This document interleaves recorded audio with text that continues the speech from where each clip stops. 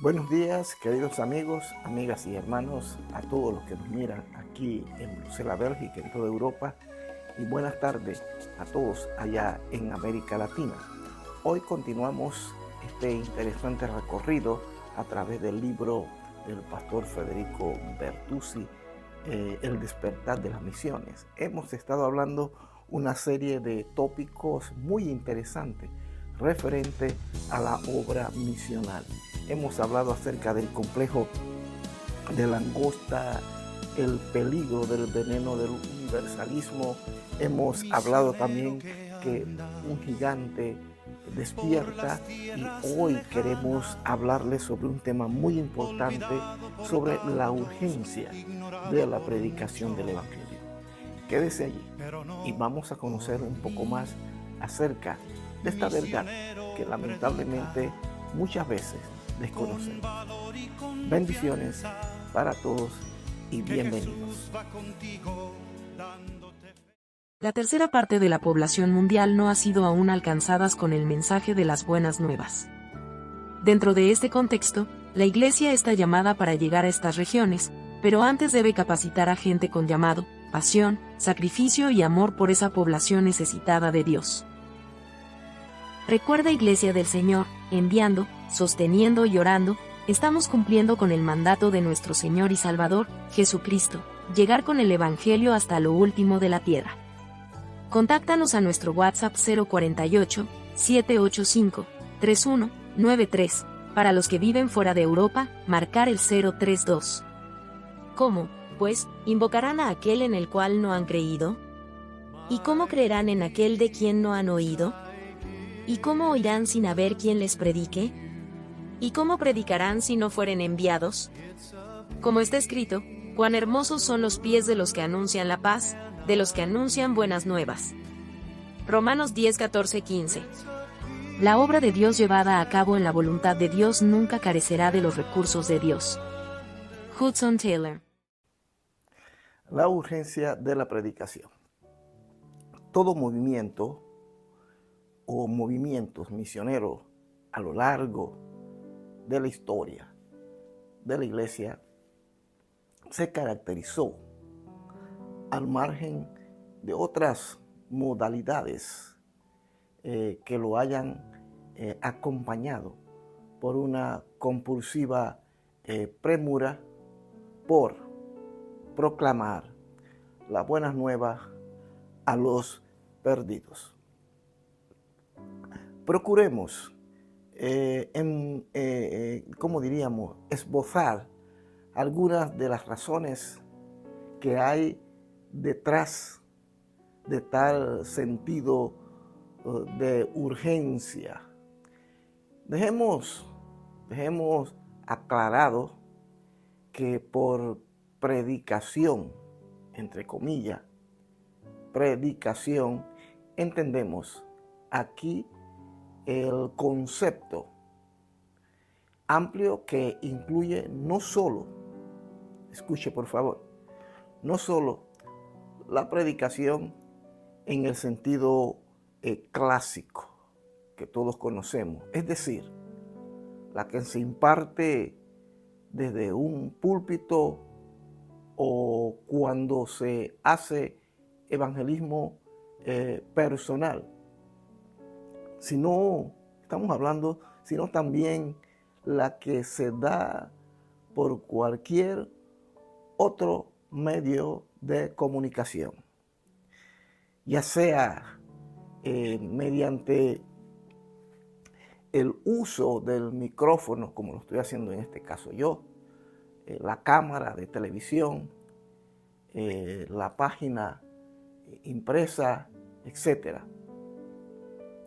La predicación del Evangelio es algo que lleva implícita la urgencia.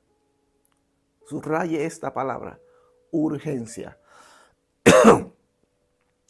Esta urgencia nos impele a proclamar las buenas nuevas a todas las naciones. Y está sustentada por varios factores que hoy vamos a resaltar. Resaltaremos 3 de ellos. El primero apunta al hombre y su condición.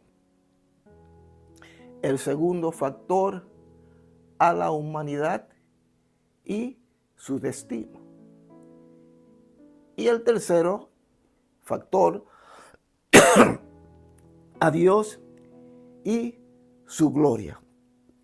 A Dios y su gloria. Estos son 3 factores que vamos a estar desarrollando en esta exposición que hoy estoy trayendo a todos ustedes.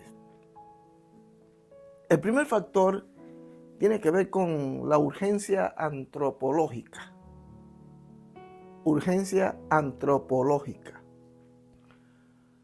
La urgencia de la predicación se resalta por el estado desesperado en que se encuentra sumido el hombre. Su condición presente y futura nos impulsa a predicarle con urgencia el Evangelio como único remedio divino de salvación. Primero, la perdición presente. En función de esto es que predicamos nosotros. Lo primero es esto, la perdición presente. El hombre está perdido a causa de su pecado. Guerras, pobreza, injusticias, pestes, etcétera, son apenas algunas de las manifestaciones de su estado de depravación y perdición, con la cual, como dice Santiago, capítulo 3, versículo 6, y él dice claramente, inflamada la rueda de la creación. Hablando de todo esto que les acabo de mencionar, él habla, la rueda de la creación es inflamada. Lo otro es la explosión demográfica. Estamos hablando de la razón por la que tenemos que predicar, tal como lo plantea aquí el pastor Federico. La explosión demográfica mundial. Para algunos de nuestros países de Latinoamérica con bajo índice de crecimiento demográfico, nos parece lejano el fenomenal incremento poblacional que experimentan otras regiones del orbe. Pero lo cierto es que la población mundial aumenta a razón de casi 90 millones por año. 90 millones por año. Y la Iglesia del Señor debiera, por lo menos, mantener un ritmo evangelístico acorde a semejante crecimiento demográfico. Lo otro que también debemos considerar, lo segundo, porque ya tocamos los primeros, lo segundo, los pueblos aún no alcanzados. Primero hablamos de la demografía, ahora hablamos acerca de los pueblos aún no alcanzados. Los pueblos aún no alcanzados, se calcula que todavía no han oído el Evangelio. Unos 1.300 millones de personas que conforman cerca de 8.000 grupos etnolingüísticos y sociales distintos. Entre ellos, la iglesia aún no ha sido debidamente establecida en esos lugares. Y esas regiones deberían constituir el foco de atención de nuestras oraciones y esfuerzos misioneros a largo plazo. Ahora, lo tercero sería, también hay que considerar el engaño de las religiones. Repito, el engaño de las religiones. Como es obvio, no todo es cristianismo en el mundo. Los 5 bloques religiosos, entre comillas, paganos, más grandes, algunos de ellos en franca expansión proselitista. Sí, está creciendo, se están expandiendo, como es el caso del Islam. Pero entre estos grupos está el budismo, el hinduista, el musulmán, el chino Tan o Yang y los grupos tribales o animistas. Además, avanzan cultos, sectas y movimientos de diversas índoles. Unos cuantos de aparición creciente, como la nueva era, que está ganando cada vez más adeptos.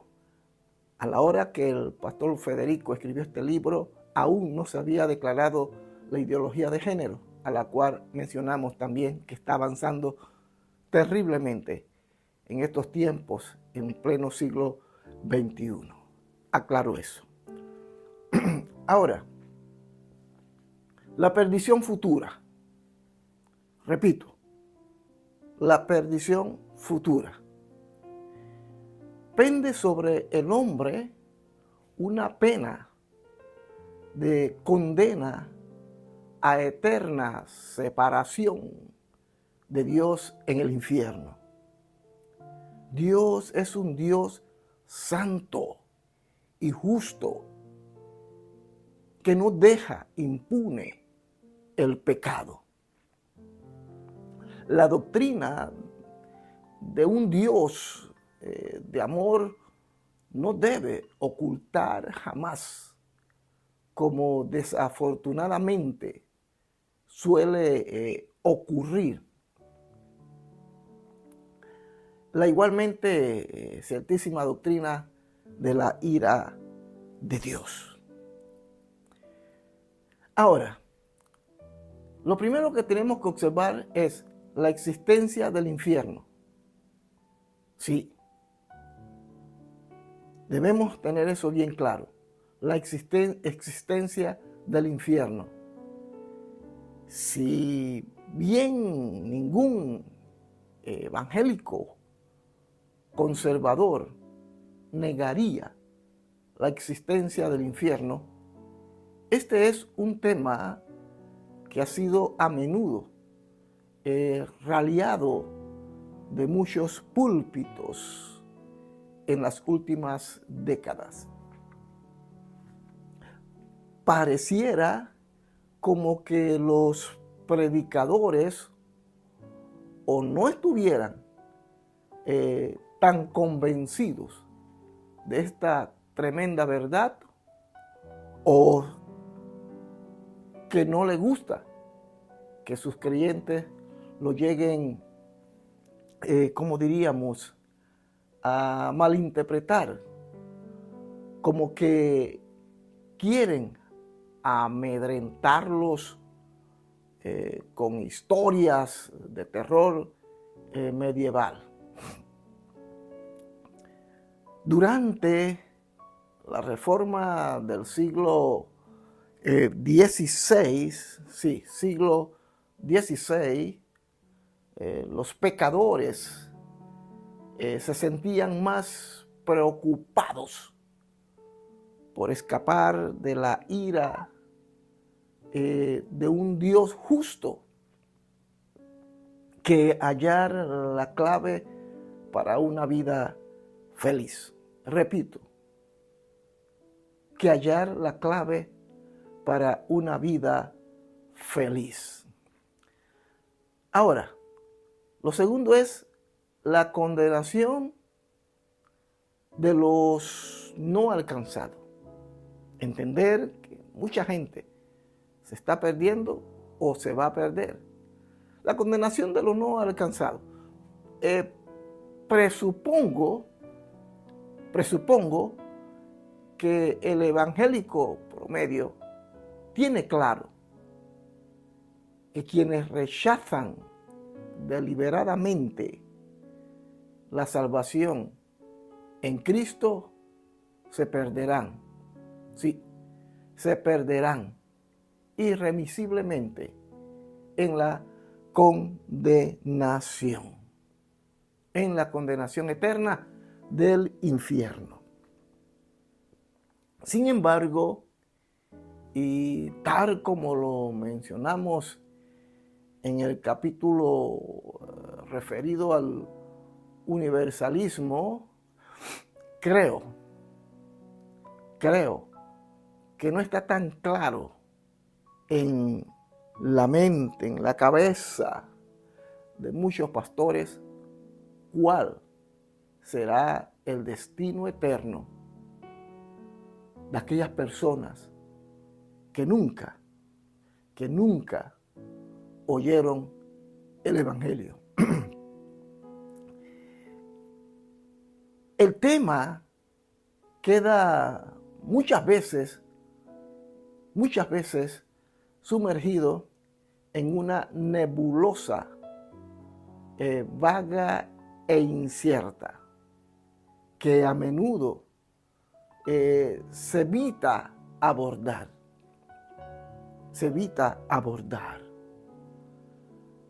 La evangelización y las misiones deben sustentarse sobre una sana teología, y una sana teología enseña, repito, una sana teología enseña que el hombre, quien quiera que sea, está por naturaleza perdido y es digno de toda condenación, haya oído el Evangelio o no. Repito, es digno de toda condenación, haya oído el Evangelio o no. Lo tercero, el fundamento bíblico. Hay numerosos y reiterados pasajes bíblicos que trazan con meridiana claridad esto que les estoy tocando, que les estoy mencionando. Por ejemplo, el estado de perdición eterna en que se encuentran los paganos. Cuando hablamos pagano, entiéndaseme, estamos hablando, y es lo que trata de decir el pastor Federico, aquellos que no conocen a Cristo, que no han tenido la oportunidad de oír las buenas nuevas de salvación. Por ejemplo, Romanos capítulo 1, del 18 al 32, dice que la ira de Dios, escuche esto, la ira de Dios se revela. No tienen excusa. Habiendo conocido a Dios, esto es interesante, escuche, habiendo conocido a Dios por lo cual Dios los entregó. También en Romanos estamos mencionando textos bíblicos que sustentan lo que estamos hablando. Romanos capítulo 3, versículo 23 y Romanos 6, 23, pasajes muy conocidos por todos nosotros. Dice, están destituidos. Pero también dice, la paga es muerte. En Romanos 10, capítulo 13 al 15, usted lo puede buscar y lo puede leer con calma en su casa si desea, para comprobar lo que estoy hablando. Dice que la cadena de la salvación, donde sin predicación no puede haber fe, y sin fe no puede haber salvación.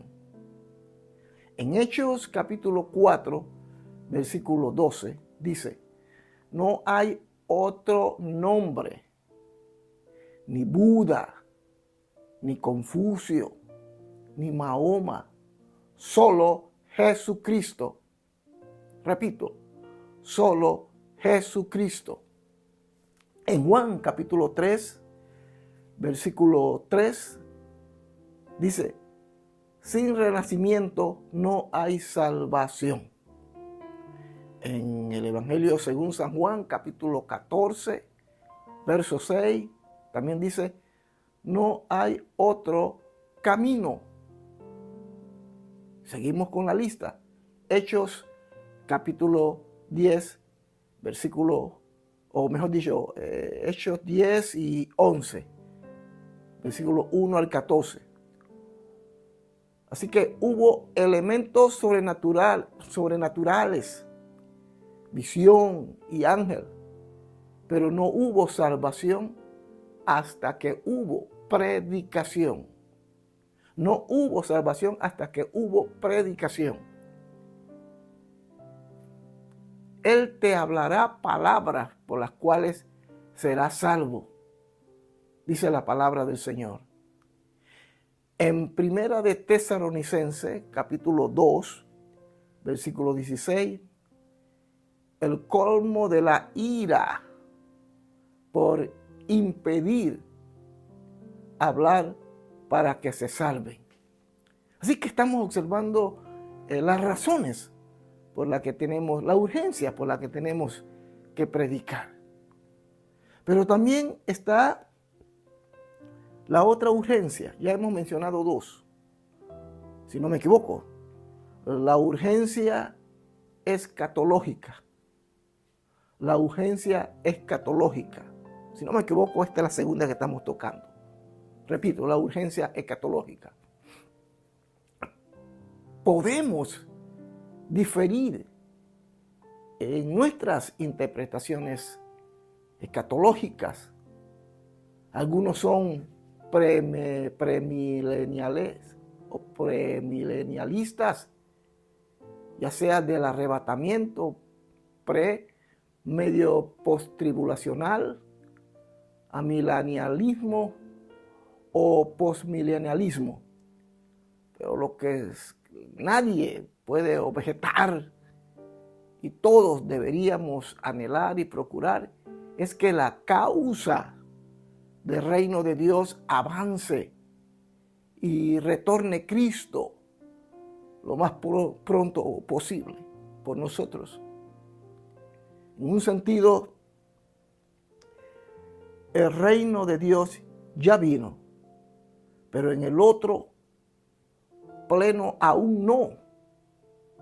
La segunda venida de Cristo y el establecimiento de su reino es nuestra bienaventurada y gloriosa esperanza. Todos nosotros la esperamos locamente, desesperadamente, pero tenemos que predicar para que eso se produzca pronto. ¿Estamos de acuerdo? Ahora, la segunda venida de Cristo está condicionada. Vamos a tocar un poquito más sobre ello. Vuelvo a repetir.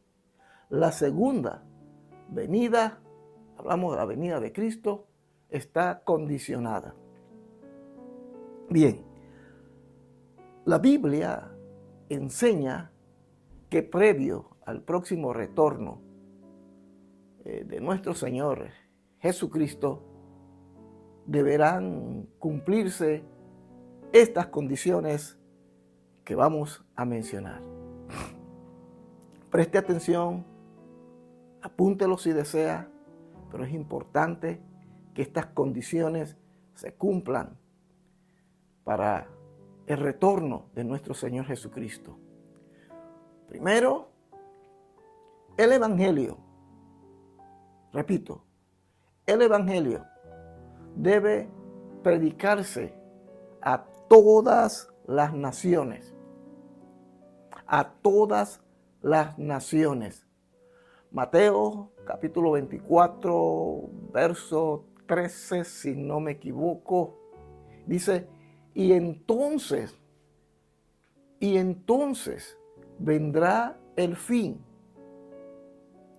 Marcos capítulo 13, si no me equivoco, verso 10, y es necesario que antes, dice Marcos 13:10, si Cristo todavía no ha regresado, es porque Él está retardando su venida, ya que el Evangelio no ha terminado de ser anunciado a todas las naciones.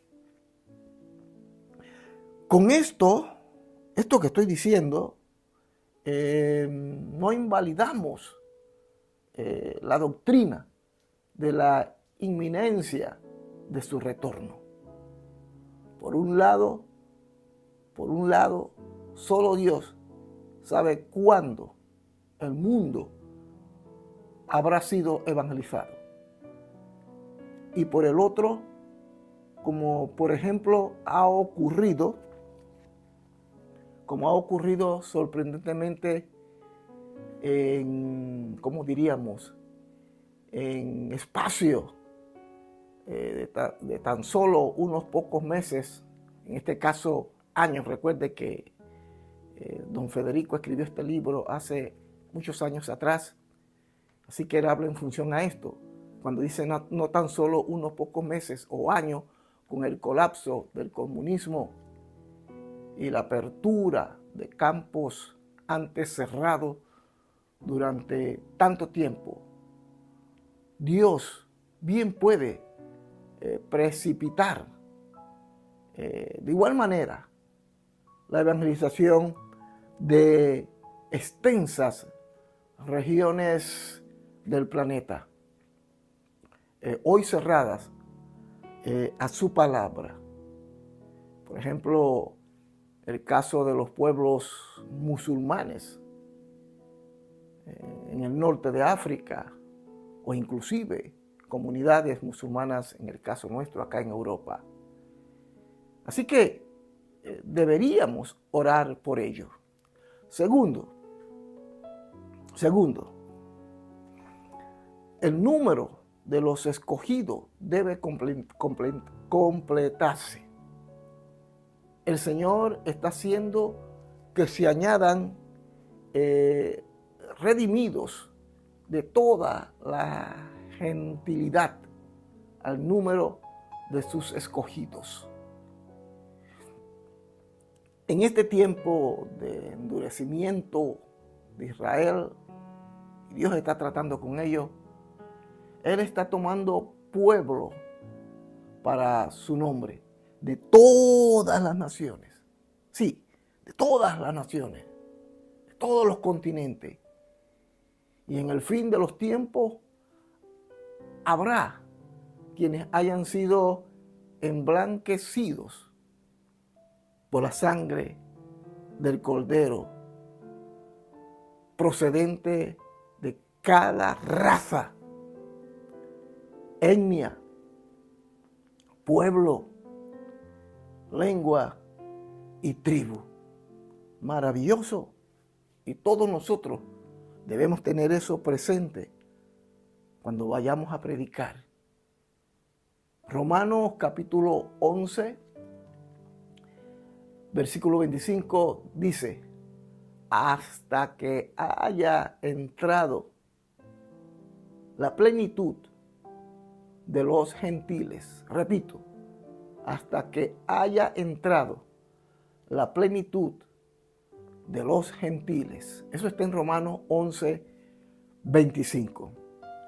Pero también Apocalipsis, capítulo 5, verso 9, de todos los grupos étnicos, entre los cuales hay todavía, o mejor dicho, hoy todavía existen varios miles que no cuentan ni con un solo creyente, ni un solo creyente.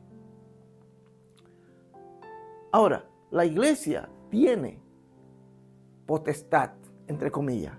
La iglesia tiene potestad para llevar el evangelio hasta lo último de la tierra.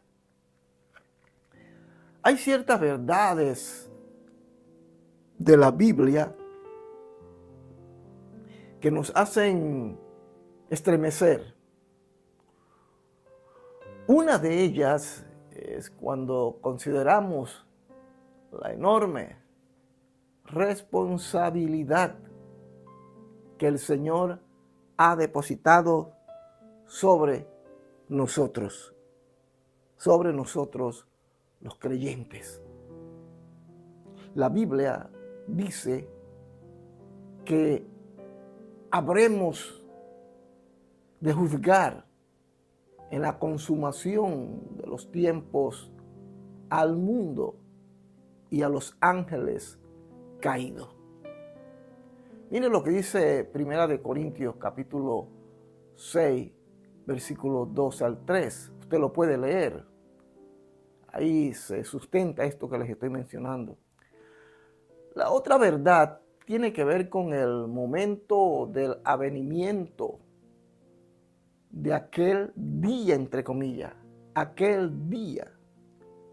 Aunque aparentemente reñida, o mejor dicho, sí, aparentemente reñida con la doctrina de la absoluta soberanía de Dios y del conocimiento que para nosotros está vedado acerca del día y de la hora, según el Evangelio de Mateo, capítulo 25, versículo 36.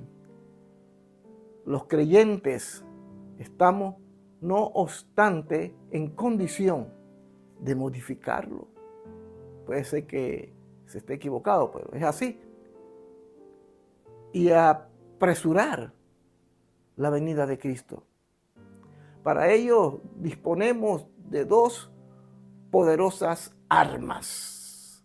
La primera, la oración. Sí, la oración. El Padre Nuestro nos enseña a orar así. Venga tu reino. Mateo capítulo 6, versículo 10. Así que la oración es una herramienta que nos ayudará en la venida de nuestro Señor, además de fortalecernos en Él. Segundo, la predicación. La predicación. La predicación es la proclamación del Evangelio. Es un privilegio del cual han quedado excluidos los seres celestiales, es decir, los ángeles, en lo que a la predicación se refiere. Dice que anhelan mirar los ángeles. Primera de Pedro, capítulo 1, versículo 12. La iglesia tiene, ¿cómo diríamos?, el inconmensurable doble privilegio de anunciar las buenas nuevas en dos dimensiones. Uno, la de los seres vivientes que se desenvuelven dentro de esta presente vida terrenal. Dos, la de los seres que operan en las regiones celestes. Eso usted lo puede buscar en el libro de Efesios. Sí, Efesios capítulo 3, capítulo 3, versículo 10. Igualmente sorprendente es el hecho de que la predicación del Evangelio trasciende los alcances comúnmente asignados, y va mucho más allá. En ese sentido, la predicación es un medio que acelera la venida del día de Cristo. En segunda de Pedro, capítulo 3, verso 12, dice lo siguiente. Segunda de Pedro, capítulo 3, versículo 12. Apresurándoos para la venida del día de Dios. En la versión popular se expresa así: esperando la llegada del día de Dios, y hagan lo posible por apresurarla. Así que, si usted quiere, puede buscarlo en 2 de Pedro capítulo 3:12. En la medida que aceleremos la evangelización de los pueblos no alcanzados, apresuramos lógicamente el retorno de Cristo. Sí, conviene recordar que en todo avivamiento de la historia estuvo siempre vivo el concepto de apresurar el retorno de Cristo mediante las misiones. Cuando usted lee los libros de los grandes misioneros, lo que los motivaba y los movía era que Cristo viniese por todos nosotros. Entonces, todas esas son cosas que las debemos considerar. Ahora, hablemos un poco acerca de la urgencia teológica. La urgencia teológica. Así que estamos en la tercera urgencia o razón por la que tenemos que predicar. La urgencia teológica. Nuestras concepciones antropológicas, que es la primera que tocamos, y escatológica, la segunda, ¿cómo diríamos? ¿Cómo lo mencionaríamos?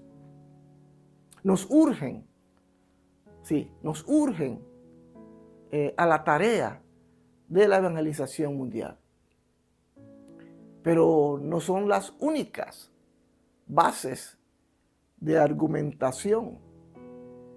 La tercera es Dios mismo, su naturaleza, justicia y gloria. Este es un argumento muy importante, que es el tercero. Dios mismo, su naturaleza, justicia y gloria. Por otra parte, es un mandato de Dios. Por eso la urgencia de la predicación del Evangelio. Repito, porque es un mandato de Dios, nuestro Señor. Se nos ha confiado nada menos que la predicación. Se trata, pues, de una orden que debe ser cumplida. Repito, debe ser cumplida en obediencia. No es algo voluntario o optativo. En el Evangelio según San Mateo, capítulo 28,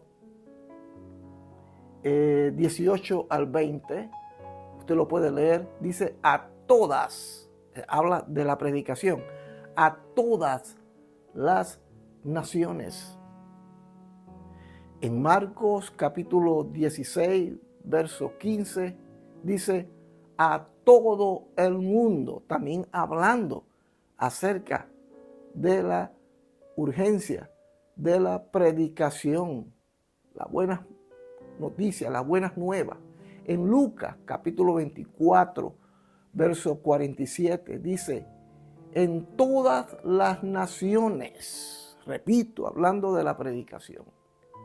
En el Evangelio según San Juan, capítulo 17, verso 18, también hay capítulo 20 y verso 21, como el Padre, así yo os envío, dice Jesucristo. En el libro de Hechos, capítulo 1, verso 8, dice, hasta lo último de la tierra. Gregorio Magno, 540 al 604 después de Cristo, afirmaba lo siguiente. Quiero compartirlo. Escuche. Decía así: quien rehúsa predicar, pudiéndolo hacer, aunque sea por motivo de humildad, es reo de fratricidio, igual que el cirujano que rehúsa operar a un herido, dejándole morir. Si las almas que le fueron confiadas se pierden por la falta de la palabra salvadora de Dios, el predicador será responsable de esta muerte. Y sigue diciendo, y a tantas habrá matado cuantas se pierdan por culpa de su silencio. ¡Wow! Son frases fuertes, pero llenas de verdad. Debemos decir entonces que a Dios así le ha agradado. A Dios le ha agradado hacer las cosas como están sucediendo y como la iglesia lo está haciendo, porque así Él lo ha demandado. Así le agradó a Él. Él quiso salvar a los hombres por la locura de la predicación. Podría haber escogido otro método para hacerlo, pero no lo hizo. No es que la predicación como tal salva. Solo Cristo salva. Solo Cristo salva. Pero la predicación es el agente que comunica las verdades salvíficas por las cuales el hombre oscurecido en su mente logra tener la iluminación necesaria para arrepentirse, para arrepentirse y poner su fe en el único que puede salvar, nuestro Señor Jesucristo, nuestro Señor y Salvador Jesucristo. Primera de Corintios 1:21 dice, agradó a Dios salvar por la locura de la predicación. Está en juego la gloria de Dios en todo lo que nosotros no hagamos. Está en juego la gloria de Dios. Queridos amigos y queridos hermanos que me escucháis a través de este video. Y antes de ir concluyendo, permítame decir lo siguiente, siguiendo la estela del libro del pastor Federico. Él no comparte su gloria con nadie. Todo anuncia su gloria. Isaías 6:3. Ni el estado del hombre caído, ni la pasión que sintamos en llevar el remedio de la salvación, ni el sentimiento, escuchen, ni el sentimiento de un deber que nos compele, nada debiera, incentivarnos tanto para predicar con urgencia como la gloria de Dios mismo. Todo lo que hagamos debemos hacerlo para la gloria del Dios al que servimos, al que amamos. Si tomamos en cuenta el estado de perdición del hombre, se desprende que Dios quiere que su criatura le den la gloria que Él se merece. Para eso fuimos creados. Usted y yo lo sabemos. Fuimos criados para la gloria exclusiva de nuestro Dios, Dios fuerte, grande y poderoso, a quien servimos. Para eso hemos sido nosotros formados por las manos del Dios Todopoderoso. Y recuerde, queridos amigos y queridos hermanos, que todo lo que tú y yo hagamos, debemos hacerlo exclusivamente para la gloria de nuestro Dios. Continuaremos en una próxima entrega hablando acerca de estos temas tan interesantes que hemos estado desarrollando durante todo este tiempo. Espero que sea de bendición para su vida y que Dios sea glorificado. Bendiciones.